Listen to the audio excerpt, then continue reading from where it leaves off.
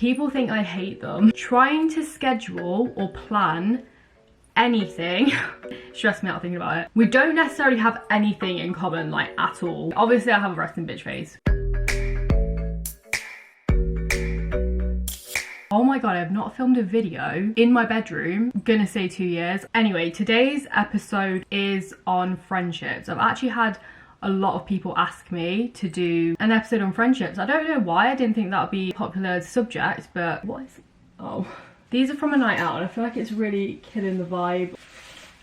That looks so much better. They can go back on there later. Okay, so friendships. Where would I even start? I definitely have less friends as a 27-year-old than I did when I was like 15. But I feel like that's really natural and really normal because I'm not in school anymore. You don't see a lot of people in that volume as you used to, even at uni. So yeah, naturally over time, I've definitely kept in touch with and have less friends than I used to have. So if that's you, that's totally normal. And I think it's kind of just part of life. Like, that's what happens. Obviously there's people you keep in touch with, but in terms of actual friends that I consistently talk to, I'd say it's no more than 10, probably less. And by regularly talk to, I don't mean every day. That just means that we regularly, like, whether that's weekly, monthly, daily, checking on each other. One thing I think that definitely highlights growing up and having less friends and how life goes is birthdays.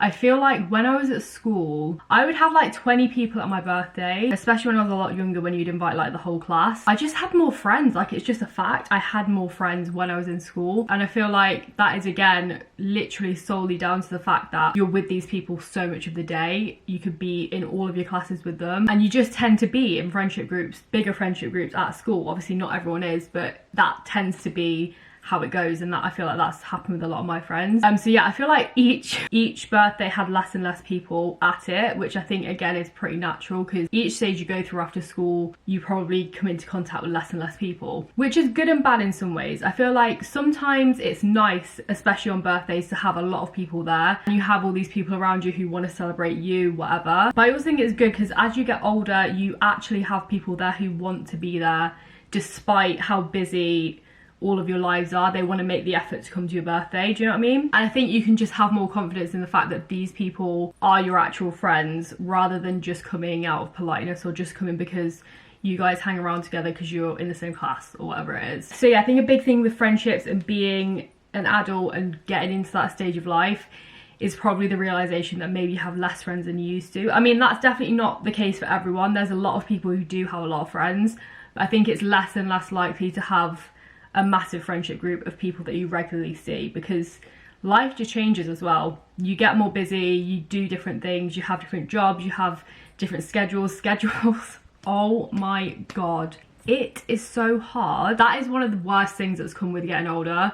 Trying to schedule or plan anything stressed me out thinking about it. I think this especially started after uni. Impossible, nearly impossible. Like, you literally have to plan, me and my friends anyway, have to plan months and months in advance. It's either planning months in advance or it's like on the day, do you want to do this? And if we're free, we do it.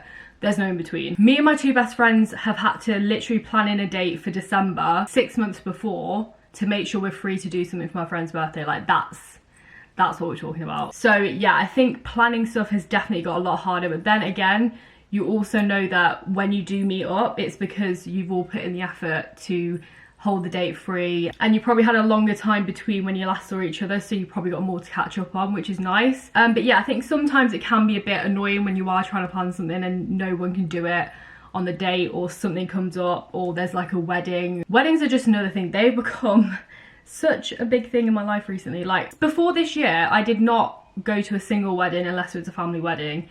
This year I've been to like 4. Tell me where that came from. Anyway, I love a wedding, I'm not complaining, but things like that, things like different commitments that you wouldn't have had before are now part of your life. I think when you're at school, you all have the same schedule pretty much. You're all in school together, at uni together. At uni, you could live with your friends, which is a lot easier because you can just be like, should we go out? Because they're literally in the next room to you. Whereas now, it's not as easy. So yeah, I think maintaining friendships requires just a lot more effort the older you get, which is good and bad. Like I said, it's obviously a bit irritating sometimes, but it's good because again, the people you're seeing, you know, want to be there, and you have way more to catch up on, which is always fun. I feel like I have different types of friendships as well. Like, I will have my friends who it could go months and we don't talk and then it's completely fine. I have friends who I speak with regularly because that's just how we've always been. They're more my school friends because we always used to speak so regularly, so it's just carried on. And then I have friends who, like for example, people I've worked with in the past who maybe we go months without talking and then we just update each other on life and it's like, oh my god, you're married now with a kid, like what? Another thing with friendships is obviously they can end. I've had friendships that have ended, of course, I think everyone has. I've also had friendships that have been on and off, not like in a toxic way, but in more of a, we've had more distant times and we've had closer times. And to be fair, those friendships are probably the friendships I would call my closest friends.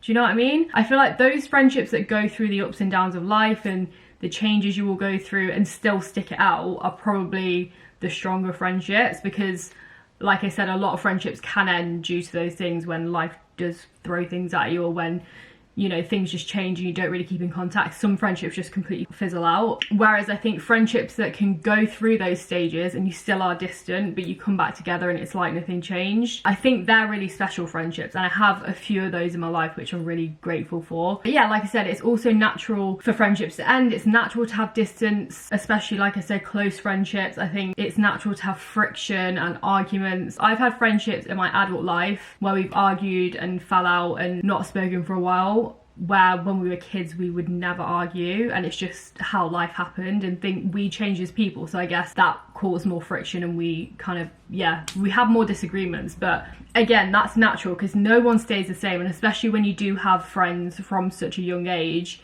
it's only natural that you guys are going to change and probably change in different ways. So yeah, some important qualities in a friend. Obviously you want to have a good time with them. You're probably going to have similar interests, but I don't think you have to. I also have a lot of friends who I still keep in contact with, and our lives, when I tell you they went separate directions, they went the complete opposite direction. We don't necessarily have anything in common, like at all, but I think the aspect of knowing them for so long, you always have that connection with them. So I think some friendships, even if you have literally nothing in common, can still work because you've got that massive history. I don't think you have to have everything completely in common with your friends. There are friendships where we're literally the same person. I have friendships where it feels like we met for a reason and we've instantly clicked. Yeah, I don't think you necessarily have to have things in common, but I think it can help, especially when you're making new friends as an adult. I think it happens more often when you do have things in common. You're probably more likely to make friends with people who are the total opposite of you in school because you're like put together. I think it just depends on what situation you're in and what stage of life you're at. With work friendships, honestly, most of my friendships from workplaces or from jobs, I speak to the person way more after we've left the workplace, which is weird. I just think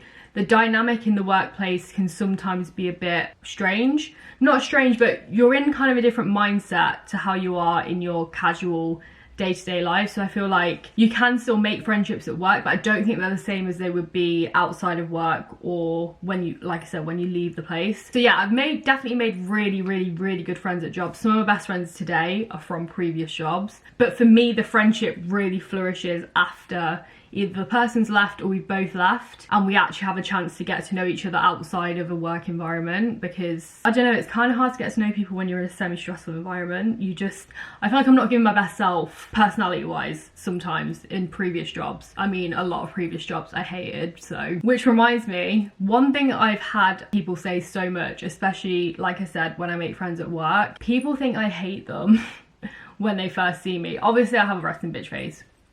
Honestly, I would say 9 out of 10 people who I've met think I hate them at first. Let me just tell you something. People who you think hate you at first, most of the time turn out to be the best people. I have a resting bitch face. I know that. I'll admit to it. I just can't help it. It's my face. I'm not going to change it. But when I actually get to know people and make friends with them, they're like, what? I didn't expect you to be nice. I didn't expect you to smile. I used to get really self-conscious about it and try and change it. But have you ever tried to fake smile?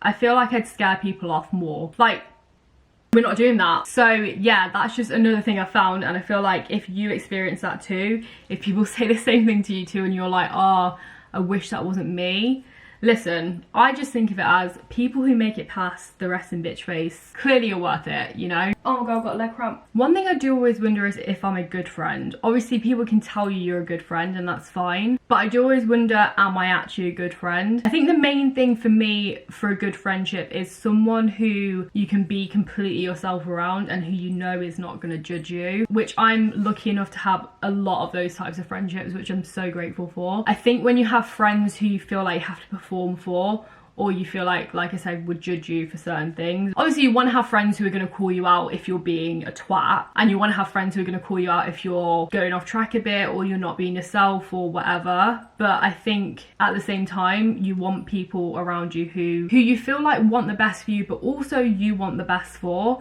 And the last thing I'm going to talk about, I told you guys this was going to have no structure. I feel like I've just chatted shit for 20 minutes, I'm not going to lie. The last thing I'm going to talk about is the different types of friends I think you can have, because I do think there can be different friends for different reasons in your life. I think a big thing that people think is that every friend they have has to be a ride or die, a best friend, someone they speak to every day, whatever, and I just don't think that's the case. Like I said, there's best friends who are literally ride or die for each other. I think there can be friends that maybe aren't necessarily your closest friends, maybe you don't speak every day, but you have a really good time when you go out with them, for example. I think work friendships have a cool dynamic. Obviously you go to work and spend a lot of time at work, so again, these are people you probably wouldn't necessarily be friends with outside of work, but you make friends with them because you spend so much time there and they make your time at work so much more enjoyable. Honestly, work friends don't get enough credit. They get you through the day. And like I said, outside of work, obviously I've got a lot of friends who become, I don't want to say real friends, but like real life friends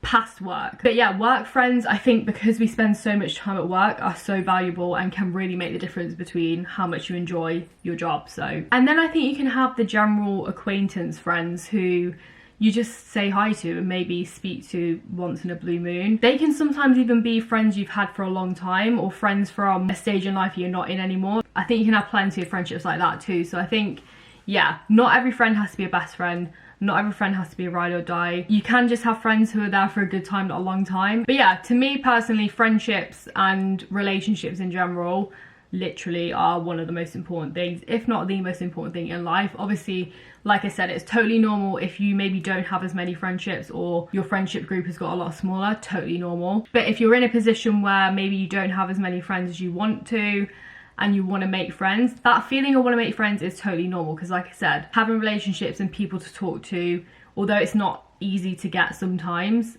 there's nothing wrong with wanting that, because like I said, I feel like it just makes your life richer. But if you don't have friends, it doesn't mean there's anything wrong with you. It just means it hasn't happened for you yet. If you're finding yourself wanting friends, one thing I found, especially at uni, was just faking it till I make it. I just acted like I was the most social person in the world, and then I became a really social person because it wasn't actually as scary as I thought it was going to be. So yeah, I know it's hard, but sometimes you just have to put yourself out there. Honestly, I'm going to be honest, I don't have the most tips for actually making friends, because like I said, quite a few of my friendships have either been from when I was at school, from workplaces where you naturally become friends, and from uni, which again, you naturally become friends with people you live with and study with. So yeah, I haven't really made that many new friends, I would say, in my 20s, so probably the last person you're gonna ask. But there are ways and people do it. Social media is also a good one. Obviously, make sure if you're ever meeting anyone, it's in a safe environment, you bring someone you know with you, go to a public place, whatever. I'm turning into a mom. But yeah, I think social media has made it a lot easier and has made us more connected. But having said that, it's probably more through a screen than in real life. That's a whole different topic, and I'm not gonna get into that today. My voice is going. But yeah, that's the video for today. So yeah, I hope you enjoyed. I hope you got some sort of, if not advice, you could just relate to what friendship is like in your adult life. And again, most of this is just my experience, so take it all with a pinch of salt. But yeah, I'll see you in my next video. Love you guys. I don't really know what to say now.